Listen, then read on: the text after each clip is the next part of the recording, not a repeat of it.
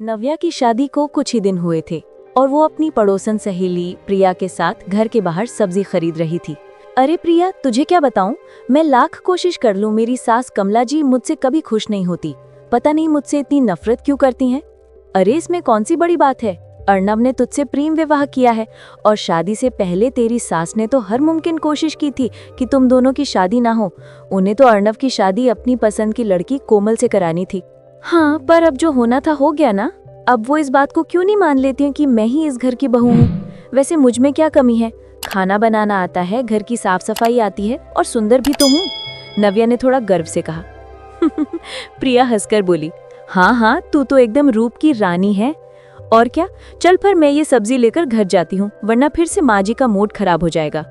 नव्या सब्जी की थैली लेकर घर आती है और देखती है कि उसकी सास कमला जी बैठकर फोन चला रही थी। माँ जी देखिए, आज मैं कितनी सारी सब्जियां लाई हूँ, आलू, बैंगन, तोरी। कमला जी ने बिना देखे कहा, तो मैं क्या करूँ, इनमें से एक भी सब्जी मुझे पसंद नहीं है। तुझे मेरी पसंद नापसंद का क्या पता होगा, तू तो ठहरी शहर की मॉडर्न लड़की। अगर मेरी पसंद की बहू मेरे गांव से आई होती तो वो मेरा कितना ख्याल रखती, लेकिन तूने तो मेरे बेटे अर्नब पर काला जादू कर दिया है। लो फिर शुरू हो गई, मैं चली खाना बनाने माँ जी, और आप ये फोन में काला जादू तोड़ने के उपाय ढूंढती रहिए, नव्या ने हल्का व्यंग्य करते हुए कहा और रसोई में चली गई। कमला जी मन ही मन हड़बड़ाते हुए सोचने लगी, अरे ये मेरे दिमाग में क्यों नहीं आया, ये तो बहुत अच्छा रहेगा। अभी फोन में काला जादू तोड़ने के उपाय ढूंढती हूँ, शायद कोई रास्ता निकल आए। कुछ नहीं तो कम से कम मेरा बेटा इस चुड़ैल के इशारे पर नाचना ही तो छोड़ देगा। इसी तरह कमला जी और नव्या की जिंदगी तकरार में गुजर रही थी। दोनों एक दूसरे को पसंद नहीं करती थी। एक दिन कमला जी बाजार गईं, नव्या भी जिद करके उनके साथ आ गई। मैंने तुझसे कहा था ना मेरे साथ मत आ, मुझे पसंद नहीं कि तू मेरे साथ बाजार जाए, फिर भी तू मेरे पीछे पीछे चली आई। हाँ माँ जी, वो मेरा चाट पकौड़ी खाने का बड़ा मन कर रहा था, इसीलिए आपके साथ आ गई। चलिए ना, हम उस बड़ी दुकान पर चलकर आलू चाट और पकौड़ी खाते हैं। अरे नहीं, मुझे वहां नहीं जाना, कमला जी ने मना किया। अरे चलिए ना माँ जी, बड़ा मजा आएगा। नव्या लगभग जबरदस्ती अपनी सास को उस बड़ी दुकान पर ले गई, मगर वहां के भाव देखकर कमला जी बोली, अरे इतनी महंगी जगह, 100 रुपए की एक प्लेट आलू टिक्की, तेरा दिमाग तो ठीक है, चल जल्दी चल यहाँ से। कमला जी झट से दुकान के बाहर आ गई। क्या माँ जी, आप भी ऐसे सबके सामने वहां से बाहर आ गई, मुझे तो बड़ी शर्मिंदगी हुई। अगर हम वहां खा भी लेते तो क्या हो जाता। अरे मैं सब समझ गई हूँ, तूने इसीलिए मेरे बेटे से शादी की है ना, कि तू उसके सारे पैसे उड़ा दे। अगर तुझे चाट पकौड़ी ही खानी है तो चल, मैं खिलाती हूँ इससे दुगनी सस्ती और अच्छी दुकान से। अच्छा, ऐसी कौन सी दुकान है? ओहो, इतने सवाल मत कर और अब मुंह बंद कर और बस चल मेरे साथ। कमला जी नव्या को एक आलू चाट के ठेले पर ले जाती हैं, जहाँ बहुत भीड़ थी। उन्होंने 2 प्लेट आलू चाट ली। ले, अब ये खाकर देख, उस दुकान से लाख गुना अच्छी चाट बनाता है ये चाट वाला, कमला जी ने कहा। जैसे ही नव्या ने चाट खाई, वाकई उससे वो बहुत अच्छी लगी। वाह वाह, क्या स्वाद है, ऐसी चाट तो मैंने कभी नहीं खाई, मजा ही आ गया। मैंने तो कहा ही था, लेकिन तुझे तो फिजूल खर्ची पसंद है ना, कमला जी ने तंज कसा। चाट खाकर दोनों घर आने लगी और नव्या मन ही मन सोचने लगी, अच्छा तो लगता है कि माँ जी को बचत करना और पैसे बचाना कुछ ज्यादा ही पसंद है। तो क्यों ना अब मैं भी यही करूं। अगर मैं खूब बचत दिखाऊंगी तो माँ जी मुझे जरूर पसंद करने लगेंगी। हाँ, यही करूंगी अब मैं बनूंगी कंजूस सास की कंजूस बहू। अगले दिन से ही नव्या अपनी बचत का सिलसिला शुरू कर देती है। सुबह सुबह अर्नब ने कहा, माँ नव्या, मैं ऑफिस जा रहा हूँ। अरे अरे रुकिए रुकिए, हाँ क्या हुआ नव्या, जल्दी बोलो, मुझे देर हो रही है। ये लीजिए टिफिन, अपने साथ ले जाइए। अरे टिफिन क्यों, मैं आज तक कभी टिफिन नहीं ले गया। नव्या, मेरी ऑफिस की छुट्टी तो 5 बजे हो जाती है और बीच में भूख लगती है तो मैं कैंटीन में कुछ खा लेता हूँ। मैं सब जानती हूँ, आप कैंटीन में अपने दोस्तों के साथ खाने जाते हैं और फिर सबके पैसे आप ही चुका देते हैं, इसीलिए अब से आप ये घर का बना हुआ टिफिन लेकर जाएंगे, समझ में आया? इससे हमारी बचत होगी। क्यों माँ जी, सही कहा ना मैंने? अचानक से नव्या को ऐसे रूप में देखकर कमला जी चौंक जाती है। हाँ हाँ, बात तो सच है, ये तो मैंने कभी सोचा ही नहीं। उफ, ये आप दोनों कब से एक टीम में हो गई। खैर लाओ टिफिन, अभी मुझे देर हो रही है इसलिए जा रहा हूँ। अर्नब टिफिन लेकर चला जाता है और नव्या खुश होकर घर के कामों में लग जाती है। कमला जी मन ही मन बोली, बड़ी अजीब बात है, लगता है ये सब इस नव्या की चाल है, मुझे भी अपनी टीम में करना चाहती है। मगर काम तो इसने ठीक ही किया, घर का टिफिन ले जाना ही ज्यादा अच्छा होता है। लेकिन नहीं, मैं ये बात नहीं भूल सकती कि ये मेरी पसंद की बहू नहीं है। अगर कोमल इस घर में बहू बनकर आई होती तो बात ही अलग होती। ये सोचकर कमला जी फिर से मुंह फुला लेती हैं। और ये सब बचत के चक्कर में नव्या बाजार से कम सब्जी लाने लगती है और हर छोटी छोटी चीज में पैसे बचाना शुरू कर देती है। एक दिन घर में कमला जी की बहन यानी नव्या की मौसी सास वीणा जी आ जाती हैं। अरे कमला, कैसी हो? मैं तो एकदम बढ़िया दीदी, आप बताओ कैसी हो? बड़े दिन बाद आना हुआ। और आपके बहू बेटे कैसे हैं? अरे एकदम बढ़िया, एकदम बढ़िया। मेरी पसंद की जो बहू है अच्छी ही होगी। वीणा जी की इस बात पर कमला जी का मुंह बन जाता है। लेकिन तभी वीणा जी आगे कहती हैं, अच्छा तुम बताओ कमला, तुम्हारी बहू कैसी है? हाँ, अर्णव ने तो प्रेम विवाह किया है। आज तक हमारे खानदान में कभी किसी ने ऐसा नहीं किया। मानना पड़ेगा, बड़ी हिम्मत है तुम्हारे बच्चों में। वैसे ये तुम्हारी शहरी बहू कुछ काम वाम करती है या नहीं? कमला जी कुछ कहती है उससे पहले ही वहां नव्या आ जाती है और कहती है, अरे मौसी जी कैसी हैं आप तो बड़ी दिन बाद आई। अरे आओ आओ बहू, हम तो तुम्हारी ही बातें कर रहे थे। अच्छा ऐसा क्या?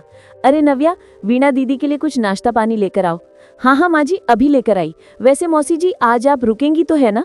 हाँ हाँ, मैं बिल्कुल रुकूंगी। एक दिन तो अपनी बहन के साथ समय बिताकर ही जाऊंगी ना।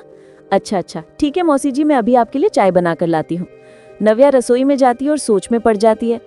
अभी तो मौसी जी को चाय पिला दूंगी, मगर ये बचत करने के चक्कर में मैंने जो सब्जियां खरीदना कम कर दिया, ये तो महंगा पड़ जाएगा। आज तो घर में एक भी सब्जी नहीं और अब तो बाहर अंधेरा भी होने लगा है। अब रात में क्या बनाऊंगी मौसी जी के लिए? नव्या जल्दी से चाय बनाती है और बिस्किट के साथ मौसी जी को दे आती है। लेकिन उसे देखकर कमला जी तुरंत समझ जाती हैं कि कुछ बात तो जरूर है। अरे ये नव्या बड़ी परेशान नजर आ रही है। लगता है फिर से इसने कोई गड़बड़ कर दी है। अभी जाकर रसोई में देकर आती हूँ। अरे सुना दीदी, मैं अभी आई। अच्छा ठीक है कमला। कमला जी रसोई में आती हैं और देखती हैं कि नव्या फ्रिज में कुछ ढूंढ रही थी। अब क्या गड़बड़ कर दी तूने नव्या, जो तू इतना परेशान लग रही है? अरे माँ जी, वो दरअसल घर में कोई सब्जी नहीं है। बचत के चक्कर में मैं कम सब्जी लाती थी ताकि आपको खुश कर सकूं। इसीलिए ये दिन में लाई सब्जी दिन में ही खत्म हो गई और अब कुछ नहीं बचा। क्या? मुझे खुश करने के लिए? हाँ, जब से मैं इस घर में आई हूँ आप कभी मुझसे खुश नहीं होती माँ जी, इसीलिए मैंने ये तरीका अपनाया था। और देख लो, ये भी भारी पड़ गया। अब वीणा दीदी को रात में क्या खिलाएंगे? एक काम कर, अर्णव से घर आते वक्त सब्जी लाने को बोल दे। अरे माँ जी, भूल गई क्या? वो तो 2 दिन के लिए शहर के बाहर गए हुए हैं ऑफिस के काम से। अरे हाँ, तो अब क्या करें? आप चिंता मत करिए माँ जी, ये मुझे दोपहर का बचा हुआ आटा मिल गया है।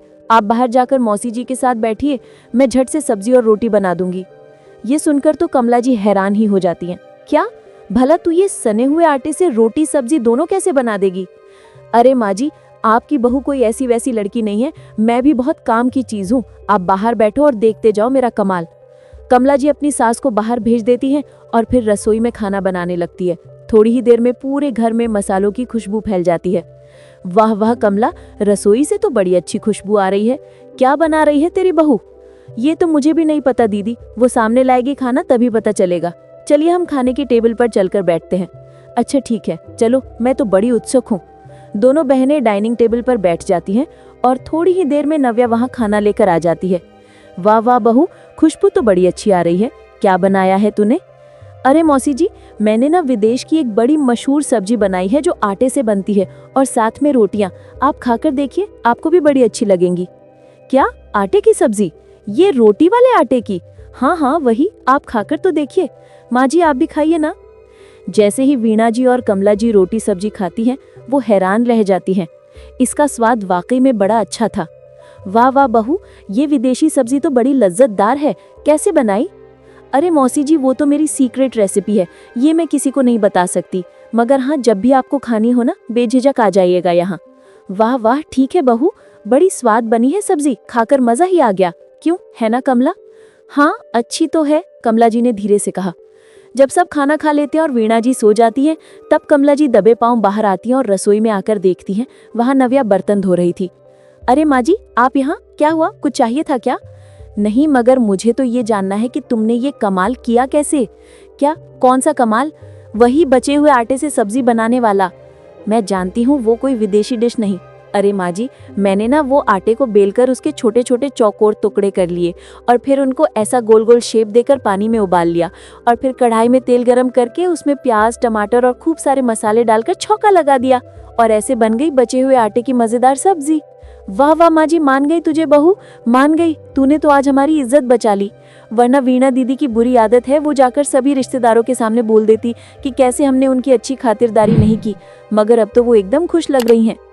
अब इतनी भी कुछ खास नहीं माँ जी, वैसे ये सब समस्या की जड़ तो तू ही थी, भूल गई क्या? अरे हाँ वो लेकिन तभी कमला जी जोर से हंसती है। शायद तू इतनी भी बुरी नहीं बहू जितना मैं तुझे समझती थी। दोनों सास बहू हंसती हैं और ये बचे हुए आटे की सब्जी की वजह से दोनों की दूरियां कम हो जाती हैं।